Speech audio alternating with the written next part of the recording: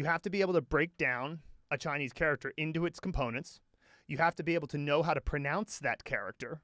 And then you also have to be able to know what tone it is. And then you also need to know what it means. So it's like you've got the components, the characters, the pronunciation. So how do you know what's in your sphere of knowledge still, and B, what to do next after that. So that's exactly what we've tried to solve with the Mandarin Blueprint method. So take this. This here is a component.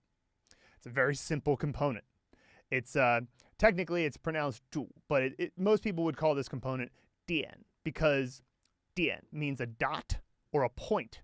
And it can also mean like a drop of water, because it kind of looks a little bit like a drop of water. You could think of it like that from a mnemonic visualization standpoint.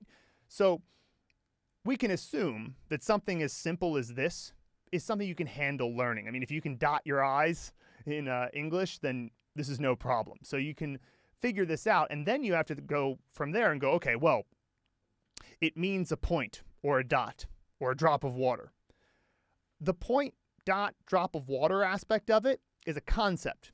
The concept is something that you already have experience with. It's really key.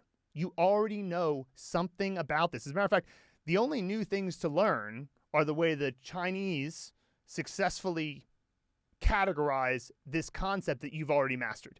You've already mastered that concept when you were a little kid. So the point being that all you have to do now is find a way to attach the Chinese to your previously built up neural connection. This is a huge principle in learning. You learn much faster if you build on what you know.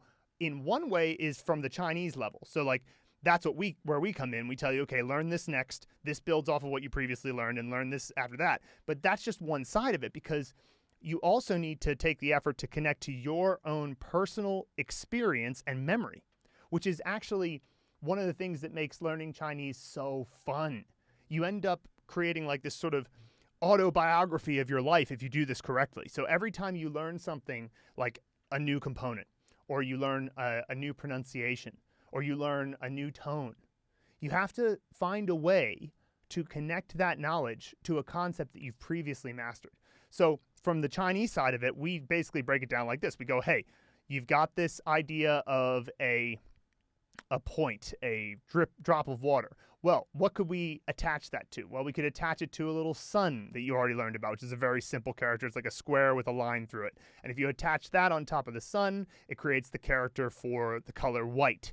And then if you attach another little horizontal line on top of that, which is the character for one, literally the first thing we teach you in our method, well, that makes the number for 100. So as you go through this process, you're constantly building on stuff that you already had previously mastered, while at the same time making sure that you consider, all right, what is my personal connection with the color white? What is my personal connection with 100?